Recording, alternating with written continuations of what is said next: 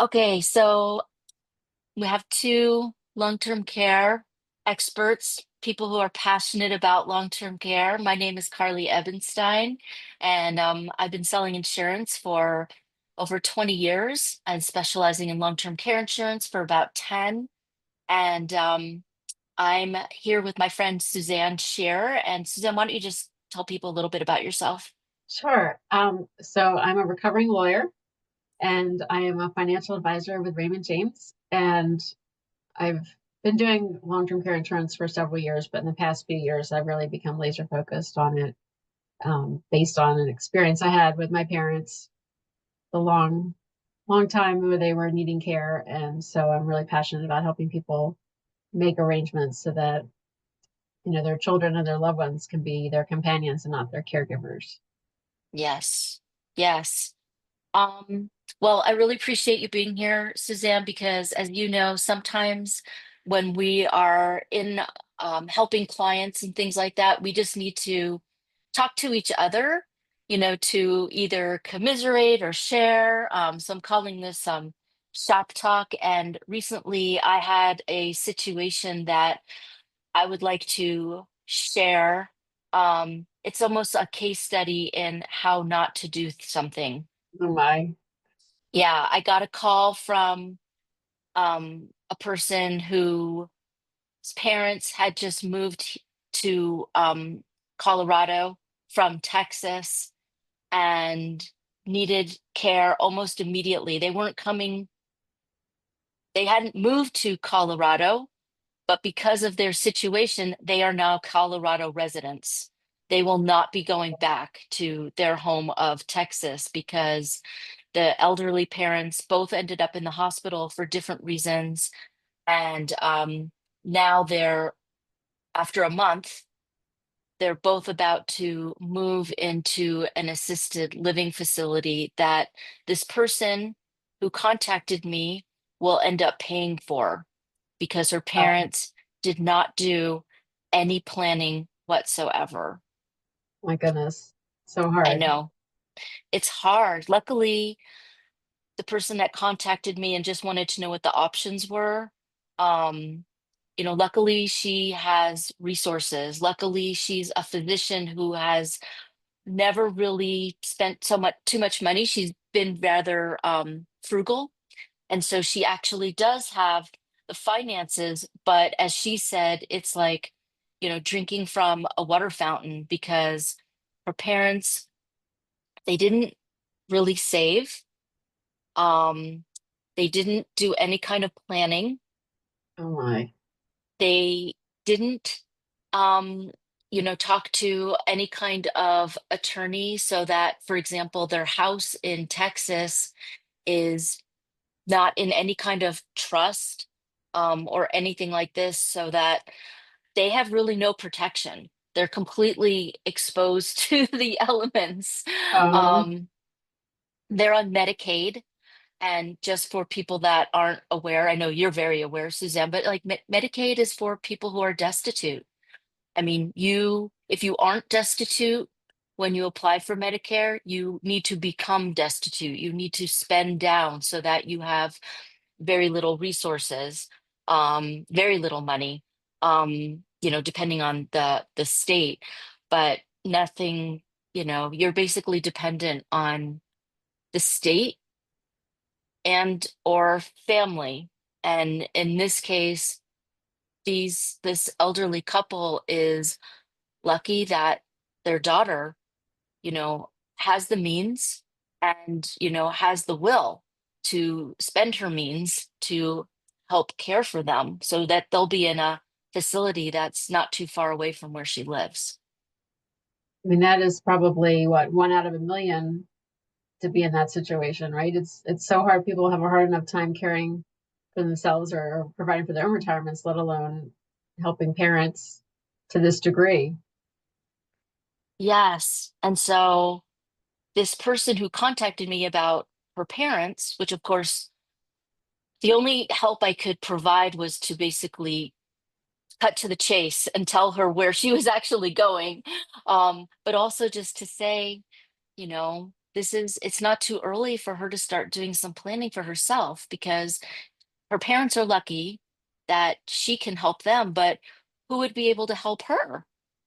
If she's not planning, and now because she's paying for her parents' care, she'll need to, be strategic and do some planning. Wow. Well, I wish she had called you a few years ago, at least 5, 10 years ago, right? I know, I know. Do you have any Um, kind of situation where you felt like, oh my God, why did you wait so long?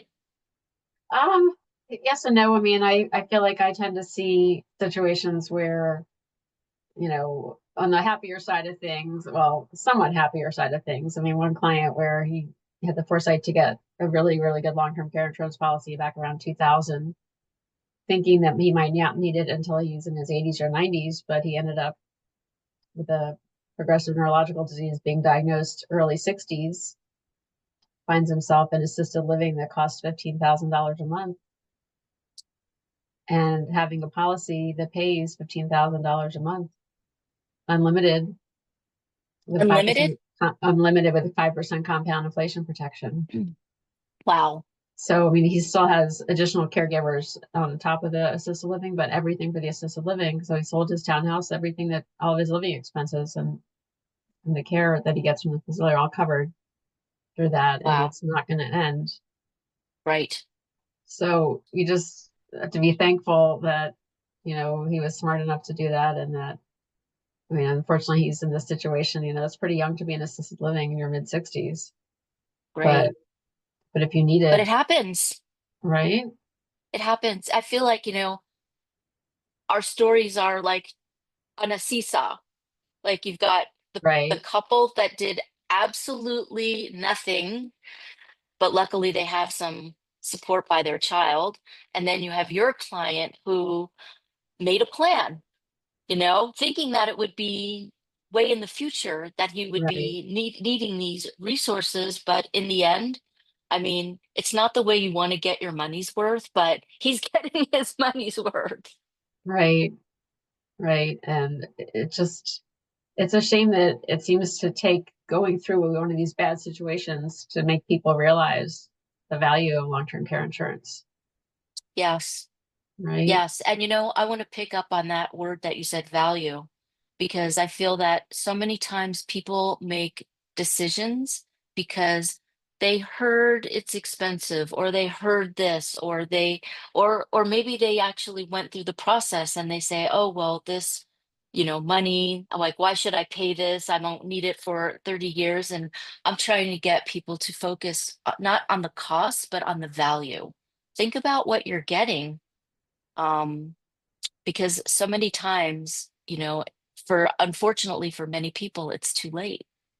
So I'm Right. so happy to hear your silver lining story. I know, but plenty of clients where they get diagnosed with a condition and they're otherwise it's crazy, otherwise more healthy. I don't know. I guess the best example I can give is, you've got people who are couch potatoes who never exercise, who have, their weight isn't very great and they're not active and they don't do a lot of things and they're on lots of medicines and but they can still manage to get long-term care insurance. But if you get diagnosed with an autoimmune disease, even if you don't have any symptoms, just because the blood marker came back and said, yes, you are positive for lupus or you're positive for a connective tissue disorder or some kind of an autoimmune situation that doesn't even impact your life and that you don't even have symptoms from, sorry, you can't get it. But then someone who's really unhealthy otherwise, they might pay a little bit more, but they can still get coverage. So, you never know when you're going to go to the doctor and they're going to do a blood test and something's going to come back and say, oh, you have this or that. And it might not really affect your day to day, but you might not be able to get insurance after that. Yeah.